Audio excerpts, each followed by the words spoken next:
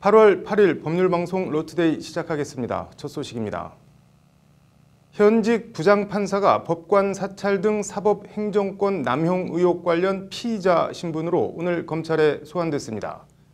사법농단 의혹 수사 관련 현직 판사가 검찰에 불려나온 건 오늘이 처음입니다.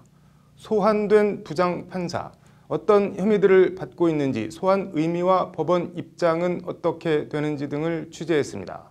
신세아 기자의 심층 리포트입니다. 사법행정권 남용 의혹을 수사하고 있는 서울중앙지검 특수 1부가 오늘 법관 사찰 등 의혹 문건들을 작성한 창원지법 김모 부장판사를 피의자 신분으로 조사했습니다. 법정에서 피고인들을 단죄하기만 했던 판사에서 조사를 받기 위한 피의자 신분으로 검찰에 불려나온 김 부장판사는 당혹스런 표정으로 법정으로 향했습니다.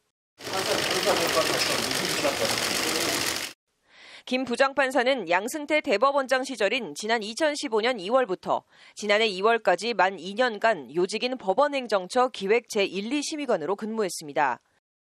이 기간 김 부장판사는 상고법원에 반대하는 칼럼을 언론에 기고한 판사를 뒷조사한 참호판사 개식을 관련 동향과 대응 방안 문건을 작성했습니다. 김 부장판사는 아울러 국제인권법연구회 등 판사 모임이나 서울중앙지법 단독 판사회의 의장 선거 동향 등 다수의 법관 사찰 의혹 문건을 만든 것으로 알려졌습니다. 여기에 긴급조치 배상에 관한 대법원 판례를 깬 법관에 대한 징계 추진 문건 작성 등 법원 행정처 심의관으로 일하면서 사법행정권 남용에 손발 역할을 했다는 의혹을 받고 있습니다. 김 부장판사는 또 법원 정기인사일인 지난해 2월 20일 오전 자신이 쓰던 법원행정처 PC 문서 파일 24,500개를 무단 삭제한 공용 서류 손상 혐의도 함께 받고 있습니다. 관련해서 검찰은 지난 3일 김 부장판사의 창원지법 사무실과 자택 등을 압수수색했습니다. 사법행정권 남용 수사 관련 법원이 임종원 전 법원행정처 차장 외에 전 현직 판사에 대해 압수수색 영장을 내준 건 김 부장판사가 유일합니다. 그럼에도 법원은 의혹의 핵심인 문건 작성 관련한 영장은 기각하고 공용서류 손상 혐의에 대한 영장만 내줬습니다. 이 때문에 법원이 어쩔 수 없이 영장을 내주긴 했지만 반쪽짜리 영장을 내줘 사법행정권 남용 수사를 가로막고 있는 것 아니냐는 비판이 법원 안팎에서 계속 제기되고 있습니다. 법원은 앞서 양승태 전 대법원장이나 박병대 전 법원 행정처장, 행정처 심의관 등을 지낸 현직 판사들에 대한 압수수색 영장을 이런저런 이유를 들어 연거푸 기각한 바 있습니다.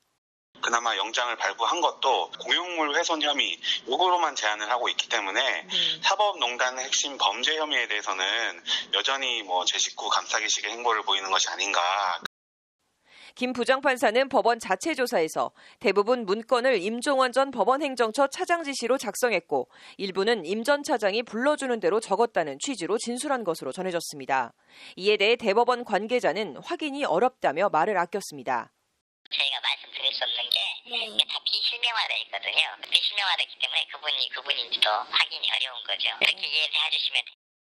이 따른 영장 기각으로 법원이 수사를 가로막고 있는 것 아니냐는 일각의 비판에 대해서도 수사 중인 사항이라며 즉답을 피했습니다. 지금 현재 그 모든 것이 수사 진행 상황이어서 저희가 어떤 말씀을 드릴 수 없다. 법률사성뿐만 아니라 다른 언론에 대해서도. 검찰은 내일 오전엔 일제 강제징용 피해자 손해배상 소송, 대법원과 청와대 재판거래 의혹과 관련해 김기춘 전 비서실장을 소환 조사할 예정입니다. 이에 따라 구속기한 만료로 지난 6일 구치소에서 풀려난 김기춘 전 실장은 석방 3일 만에 다시 검찰에 불려나오게 됐습니다. 공개 소환, 검찰이 현직 부장판사를 피의자 신분으로 소환하며 이를 언론에 공개한 것은 다분히 법원을 향한 모증의 메시지를 던진 측면이 강합니다. 검찰이 김 부장판사를 디딤돌로 사법행정권 남용 의혹의 실체와 전모를 밝혀낼 수 있을지 주목됩니다. 법률방송 신세아입니다.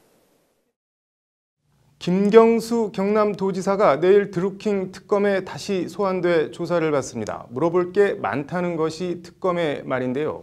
이런 가운데 오늘 법원에선 드루킹 김동원 씨와 김경수 지사 사이 인사청탁 연결고리로 지목된 도모 변호사에 대한 영장 실질심사가 열렸습니다. 영장 발부 여부가 주목됩니다. 장한지 기자입니다.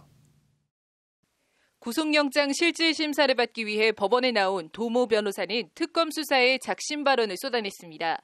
마치 내가 돈을 직접 전달해서 결국 노회찬 의원이 스스로 목숨을 끊도록 만든 놈으로 기사가 나갔다.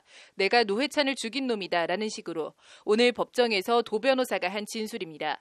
도 변호사는 2016년 총선 직전 드루킹이 이끄는 경공모에서 고 노회찬 의원에게 불법 정치자금 5천만 원을 건네는 데 관여한 혐의 등을 받고 있습니다. 경공모 최고 의사결정기구인 전략회의 멤버인 도모 변호사는 고 노회찬 의원의 경기고 동창으로 드루킹 김동원 씨가 김경수 지사의 오사카 총영사로 추천한 인물로 알려졌습니다. 이후 도 변호사는 실제 올해 3월 백원우 청와대 민정비서관과 면담까지 했습니다. 드루킹과 김경수 지사, 문재인 정부 청와대 핵심 인사까지 그 연결고리의 중심에 도 변호사가 있는 겁니다. 도 변호사는 이와 관련 오늘 영장심사에서 특검이 저를 엄청나게 압박했다. 저는 정말로 힘들고 괴로웠다며 특검 수사가 무리하게 진행됐다는 취지로 주장했습니다. 도 변호사에 대한 영장 발부 여부는 오늘 밤 늦게나 내일 새벽 결정됩니다. 이런 가운데 김경수 경남지사가 내일 오전 9시 30분 특검에 다시 소환돼 조사를 받습니다. 지난 6일 오전 9시 30분부터 이튿날 새벽 3시 50분까지 마라톤 조사에 이은 사흘 만의 2차 조사입니다. 특검팀은 당시 준비했던 질문의 절반가량밖에 신문하지 못했던 것으로 전해졌습니다. 조사를 받고 나온 김경수 지사는 취재진에 특검에서 유력한 증거나 그런 게 확인됐다고 생각하지 않는다고 말해 결정적 한방이 없었음을 내비쳤습니다. 이에 따라 관심은 특검팀이 과연 김경수 지사를 흔들 수 있는 결정적인 물증, 이른바 스모킹건을 확보했느냐에 모아지고 있습니다. 도 변호사에 대한 구속영장 발부 여부는 내일 김경수 지사 조사에도 직접적인 영향을 미칠 것으로 보입니다. 특검이 문재인 대통령의 최측근 김경수 지사를 상대로 스모킹건을 들이대며 혐의를 입증할 수 있을지 법조계는 물론 정치권 안팎에 관심이 집중되고 있습니다. 법률방송 장한지입니다. 이명박 정부 시절 국가정보원과 공모해 김대중 전 대통령 뒷조사를 벌였다는 이른바 데이비드슨 공작에 관여한 혐의로 기소된 이현동 전 국세청장에 대해 1심 법원이 오늘 무죄를 선고했습니다. 오늘 앵커 브리핑은 국정원 해외 공작 얘기해보겠습니다.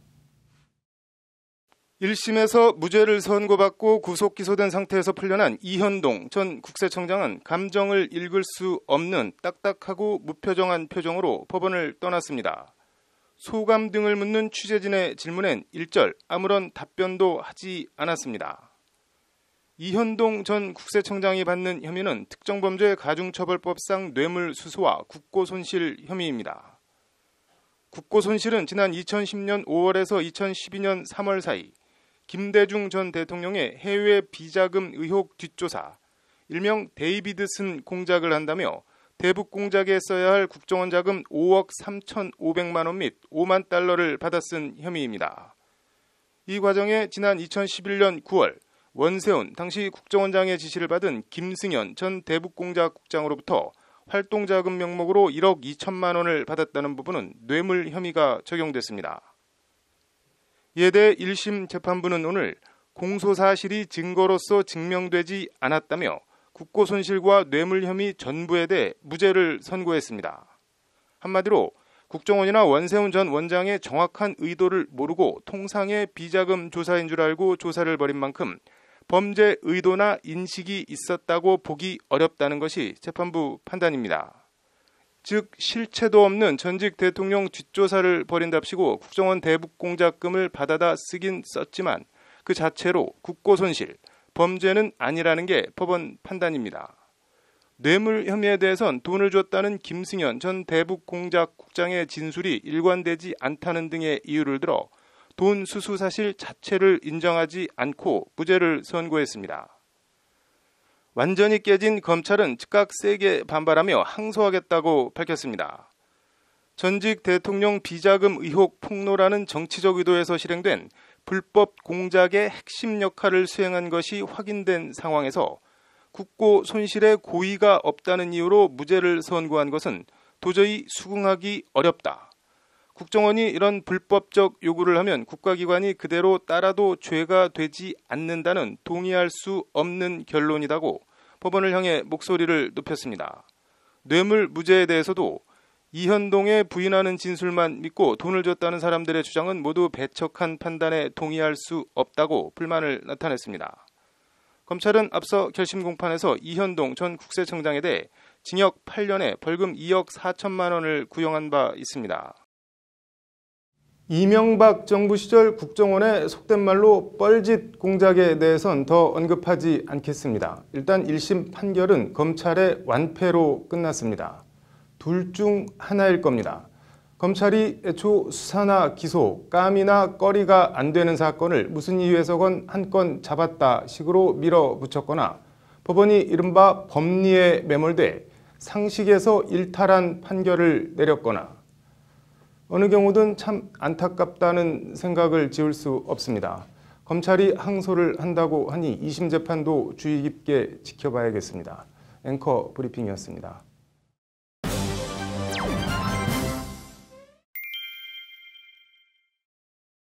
불타는 자동차, BMW 사태 관련해서 저희 법률방송에서 어제 정부가 징벌적 손해배상 제도 도입을 전향적으로 검토하겠다는 소식 전해드렸는데요. 관련해서 오늘 김현미 국토교통부 장관이 아예 화재 발생 가능성이 있는 차량 운행 자체 금지 검토라는 초강수를 들고 나왔습니다. 어떤 내용인지 정순영 기자가 전해드립니다. 정부가 BMW 화재 사고를 막기 위해 긴급 안전진단을 받지 않은 차량에 대해 운행 중지를 명령하는 방안을 검토하기로 했습니다.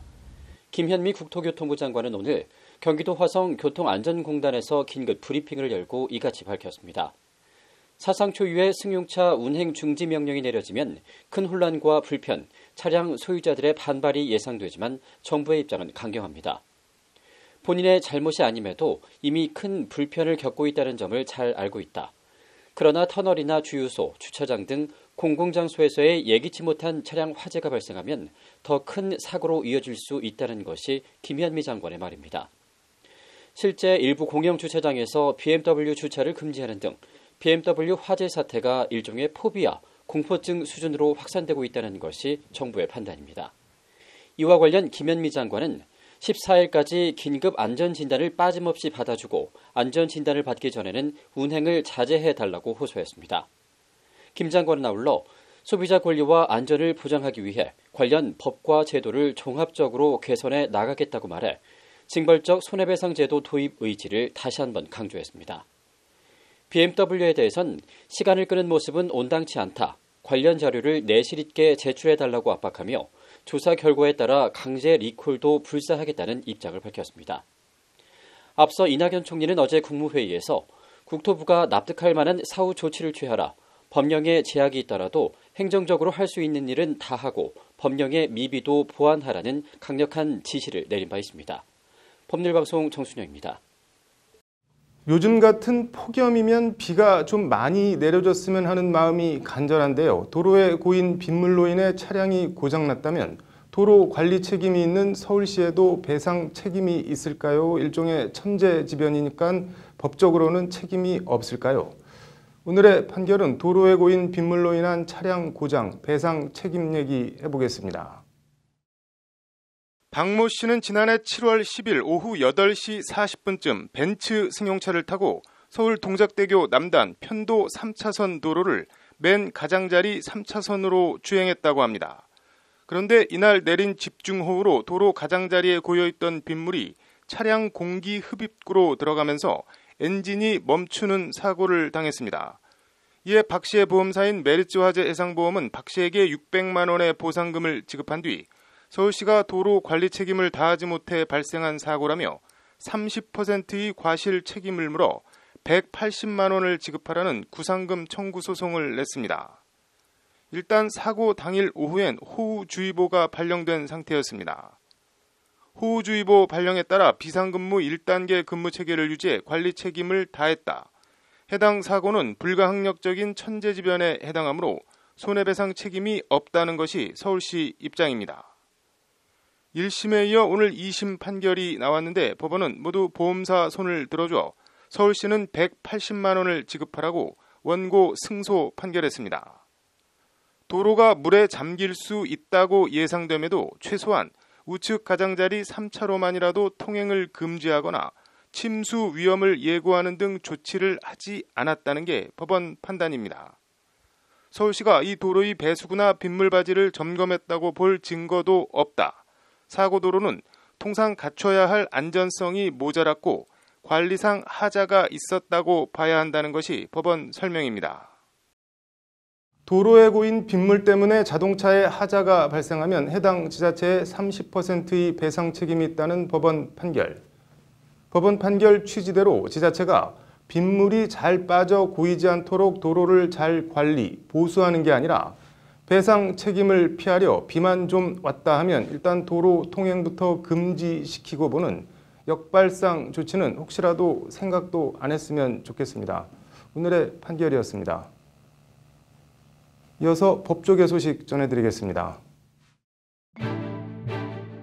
대법원은 피고인에게 국민참여재판을 원하는지를 충분히 물어보지 않고 진행된 소송은 무효라며 강제추행 혐의로 기소된 김모 씨의 상고심에서 징역 3년 6개월을 선고한 원심을 깨고 사건을 서울고법으로 돌려보냈다고 오늘 밝혔습니다. 경찰청은 오늘 본청 규제개혁 법무담당관실 산하의 현장 경찰관들이 적법한 법 집행을 할 수 있도록 법률 상담을 해주는 현장법률 365를 신설했다고 밝혔습니다.